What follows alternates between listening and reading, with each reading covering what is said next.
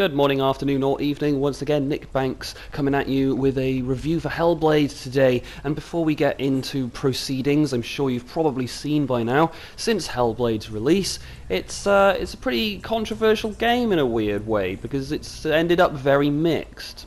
Some people have said they don't like it, and other people have said it's the most important game of the generation. Why have we got that crazy split going on? Well, I dare say that it's a game that is very original. There's a lot of people out there that expect things. People out there expect a certain percentage of action or a certain percentage of cinematics, and Hellblade tends to skew these percentages in its own favour, admittedly. Now, myself, I'm a gamer who grew up in the age of LucasArts, the age of the point-and-click adventurer, so frankly, any combat in Hellblade, as far as I'm concerned, is an added bonus, and in the end, Hellblade is like Marmite. You are either going to love it, or you're going to hate it. As a reviewer, obviously, I have to stay completely neutral and unbiased, but let's just say I'm not going to do a Jim Sterling on you and give the game a 1 out of 10 because it peed me off at one point. And I'm not going to say that it's bad because it has elements that I don't like. I'm going to look at it for exactly what it is. So without further ado, let's talk about Hellblade: Senua's Sacrifice. It's always cool to pick up a game and experience all of the little subtleties within it that tell you the developers have done their homework. And there's two halves to Senua's Sacrifice that display this. You've got the historical side of it, where Ninja Theory have obviously done their homework on Norse mythology and the history of the Picts up in the Orkney Islands, which is island just off the coast of Scotland.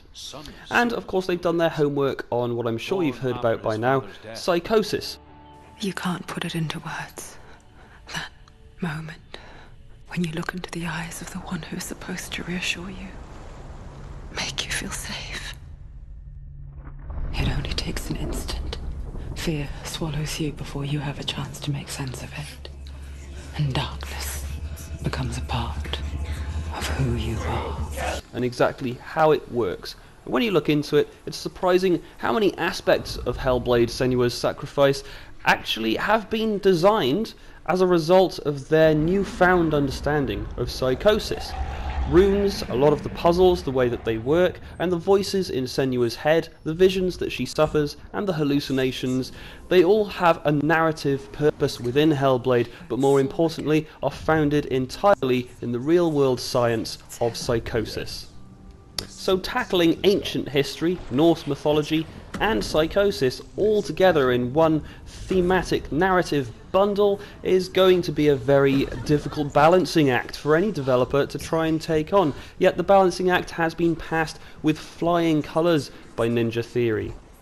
And looking back on the game as a whole, Hellblade has carried this out in such a way that it consistently feeds the player with new things. Maybe new challenges within combat, a new dialogue that you've not yet heard rattling around in Senua's head, or maybe drastically new environments that are brought on by her own hallucinations.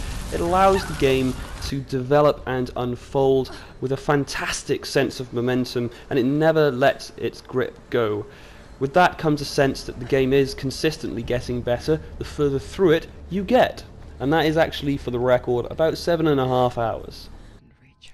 As for Senua herself, we are introduced to her as a character very gradually, which is great. The game takes its time to explain Senua to you. In fact, it could be said that it takes its time to explain her to you throughout the entirety of the game, because the voices in her head will give you little cues and clues about her history, her troubled past, her motivations, and they'll be given to you in tiny little breadcrumb form. This leaves the player to piece things together about Senua as a person. She is a Pict from the Orkney Islands, and the Romans couldn't beat the Picts. Supposedly this is one of the reasons why Hadrian's Wall was built. So knowing this myself, I already knew that Senua was a badass and could certainly look after herself. Shortly after a Viking invasion on the Orkney Islands, Senua travels to a forbidden land of the dead to retrieve the soul of her beloved Dillion. As a result, what we get is Dante's Inferno with a Nordic twist. And as awesome as the Pictish girl learning epic Viking tales may be on her travels through this strange world, All of that is besides the point. What Ninja Theory really wants you to focus on is Senua's psychosis. So at the start of the game, a voice invites us to follow Senua on her journey, and that is our only informing narrative on her. It's this invitation from the voices within her head, which are an extension of her own consciousness. And without getting too wordy here, that brings a whole other set of dimensions in terms of how the story is told to you. Why don't you join us? Maybe you too have a part to play in this story. It breaks the fourth wall. It makes you wonder if you, the player, are just another silent voice in Senua's head, watching events from afar. So, suffice it to say, Hellblade wastes no time in messing with your head and messing with how you perceive things within the game. And any developer will tell you of the importance of dialogue for walking segments within games. Of course, any gamer will tell you that this keeps you engaged, and well, Hellblade offers it up in spades. I've very, very rarely noticed a repeated line of dialogue from the crazy little voices in her head. Repeated lines of dialogue only really popped up when I was being stupid, basically, when I couldn't figure out certain puzzle areas and I was in one particular area of the game, maybe for longer than I rightfully should have been. You also get voices from a friend, Druth. This is Senua's old friend that helped her out in the wilds, a little segment of the story that you will find out when you play the game. And this is where we learn a lot about the pride that Viking society had for the art of storytelling. And we'll learn a lot about ancient Norse mythos, the birth of the gods, and the existence of giants, and all of it seems academically accurate. If you're into that sort of thing, one story from Druth that chimed with me was the story of Sigmund sneaking into Fafnir's cave to steal its treasure, and that was a fun little module that I studied back in the uni days. But even if you don't know all of this stuff academically, the authenticity of it can likely be detected by you, and as a result, Senua's world is made all the more real for it. Ironic, I suppose. Not only do we have this experimental cocktail of story delivery, Ninja Theory are trying something else new in terms of how they release the game. They've touted Hellblade as a AAA indie. Maybe a bit of a contradiction in anyone's mind, really, but Hellblade stands as a return to the mid-range game. A digital release only. It's out now, I believe, for £25, and it was £25 on release day. Hellblade's got no inventory management, no character progression, except of course the story arc that Senua is given. And you know what? That's fine. Because of the price that we're being charged here. It may be if Hellblade was a full-priced game for $54.99 on release day, then that would knock this game's rating a little bit. But Ninja Theory know exactly what this is, and they've priced the game accordingly. So with this asking price, Ninja Theory are not so exposed to the madding crowd demanding all kinds of content potpourri, DLC and extra bits and bobs to wow us with post-release. Every aspect of what could be delivered in what we have here, which is a linear piece of interactive narrative, is oozing with quality. In my humble opinion, we have the best graphics in a game on the market to date. The voice acting is spectacular, and the chattering in Senua's head will keep you constantly engaged. So when you're figuring out a puzzle, maybe the voices will tell you you're doing something right, maybe they'll tell you you're doing something wrong. But it has no impact on the actual solution to the puzzle. So this is what I'm talking about with Hellblade messing with your head. You just need to ignore those voices and focus on what you want to do. Next up, let's talk about why you're all watching this video, you action junkies. Let's talk about the combat in Hellblade. Now I'm going to say straight up, only about 30% of Hellblade is combat. The rest is walking/narrative segments or puzzles, and if you don't like that, then Hellblade isn't going to be for you. The impression that I get from the naysayers across the internet, the people who don't like the game very much, is that they expect that percentage to be higher than 30. For them, a quantifying factor of a good game is how high that percentage can go in terms of action and set pieces. But that's not the singular thing that makes a game great. combat is one of many other things in a cocktail of what we have in Hellblade. So let's focus on it specifically before I digress a little bit too much here, now that I've got my point across. As flashy and technical as it may look in the footage that you're seeing here, combat in Hellblade is actually very user-friendly. It's broken down into very simple light attack, heavy attack, block, dodge and parry. And that's very easy to learn. There's no tutorials within the game to explain those mechanics to you. There's no momentum blocking tutorial segment where it says press strike to strike and you're like, oh, what's the strike button then? There's none of that nonsense in Hellblade. It just throws you in the deep end, and that's fine because you press the pause screen and you have a very simple, comprehensive button input list on the pause screen for you to take advantage of. From there on out, it's a case of figuring out combinations of light and heavy to unleash new combos on your foes. And the fact that those combos are never explicitly explained to you, the fact that you're going through a trial and error process to become a better fighter throughout the brief segments of the game where you do have to fight for your life, is a very satisfying experience, in my humble opinion.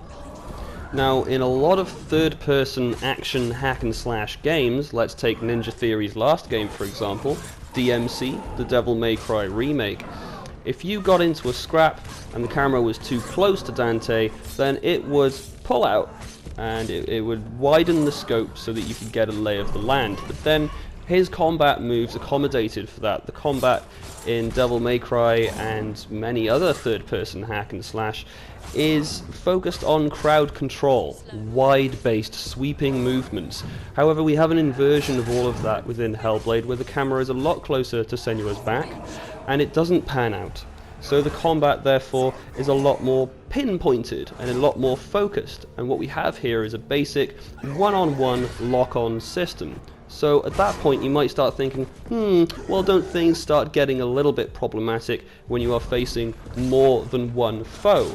Well, maybe yes they do, but part of Hellblade's brilliance is that the voices in Senua's head warn her of when there is a foe behind her. They advise her of when to use her special focus power to weaken foes, just in case the player forgets. And it's little audio nods like that that add a lot to these combat scenes. And you could then say, well, Nick, that's no excuse. You still have a lock-on, one-on-one system. It's still going to be problematic.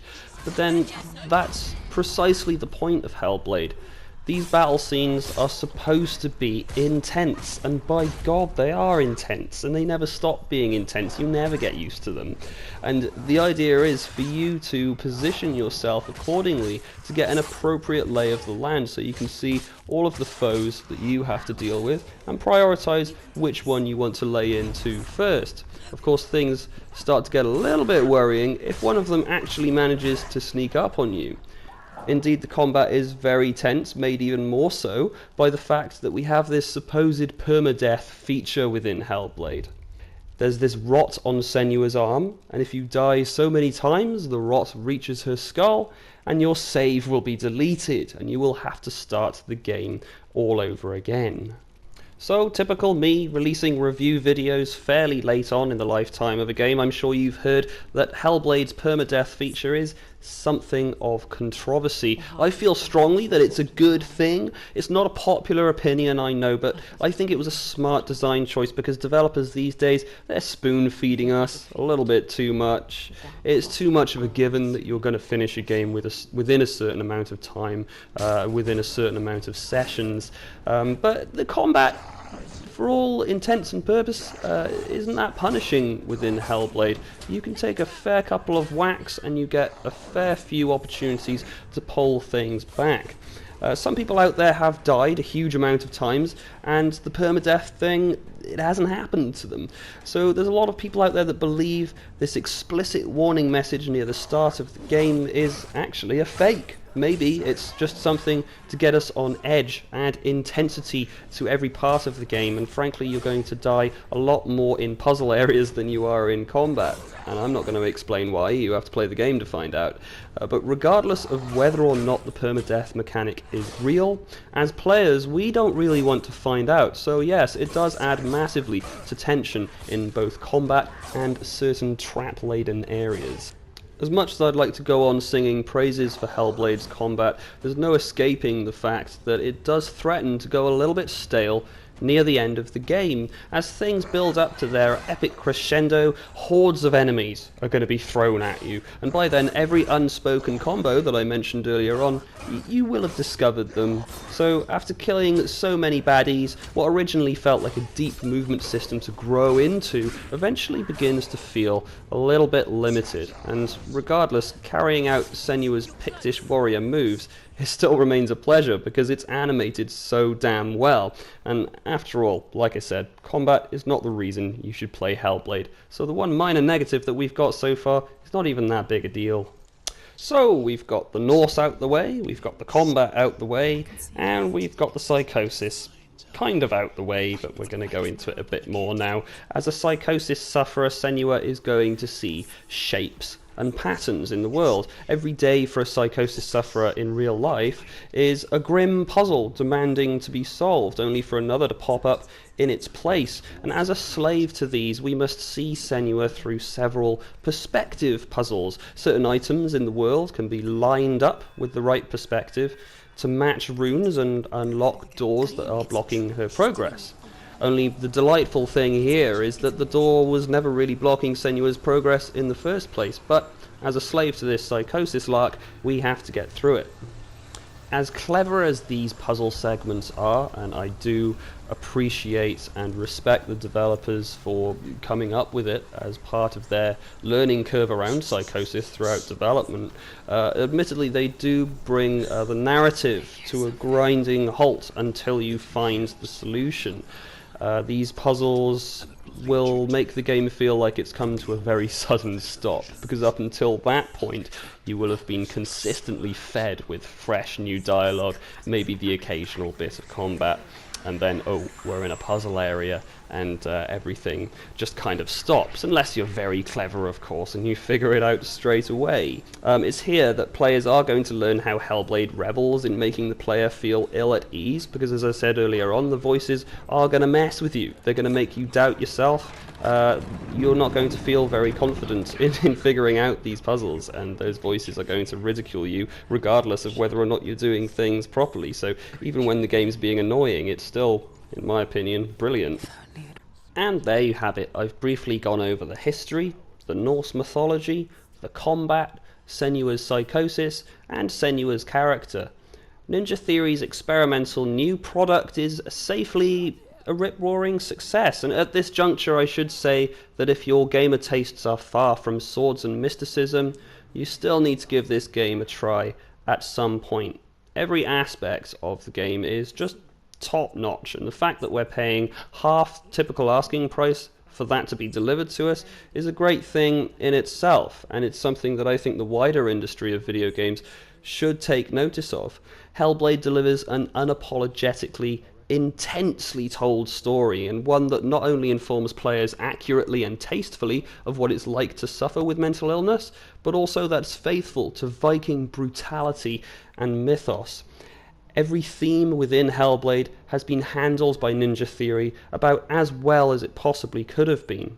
And some of the experiences within the game are sheer artistic disturbia, so much so that we have a warning screen at the start of the game. And I wouldn't go so far as to say Hellblade is a horror game, but unlike horror games, these disturbing images that we see are not simply there for the sake of a quick and easy jump scare. Every part of Senua's personal struggle has purpose, every hallucination a metaphor for past traumas. Some parts of Hellblade are equal parts horrific and riveting, and that's the idea. As a psychosis sufferer, you're not supposed to be having fun. The hardest battles are fought in the mind, and Ninja Theory have conveyed that as effectively as they possibly could have. Hellblade stands out so much to me personally, and I dare say it will to you as well, because of the contrast that it has to other AAA titles. You may or may not be aware of how the video games industry has in recent years become a victim of its own success. Big investor groups make demands of publishers and developers alike, saying things like, your game must have this, that and the other in it, because we believe that it will reach the widest demographic possible, because we believe that it will make us the most money in the long run. This is why we have this sequel culture. Hey, if that last one made a lot of money, why not make another one? Make us a lot of money all over again. In the case of Hellblade, well, it's the exception to the rule. Ninja Theory has this time decided to self-publish, and as a result, they've had total creative freedom and no crazy deadlines to take the time that they needed to make this brilliant game. They've been working on Hellblade for so long, and now that it is finally with us, it's great. The graphics are great, the narrative is great, and at the risk of repeating myself here, I will cut myself short. We don't have to be blowing things up all day long to be entertained by a game, guys, and Hellblade is proof of that. We can still feel like we've got our money's worth if we've got a strong story that's properly delivered, and of course those nice juicy visuals to look at all day long. So I hope Hellblade does very well for itself, and I hope that it receives all of the success that it deserves, because the rest of the industry and those investors may actually take notice, and as a result we may go back to actually receiving a decent amount of variety and creativity in the video game sphere. This is Nick Banks for All Things PlayStation. I'll see you guys on the next video, and in the meantime, maybe click that subscribe button. Peace.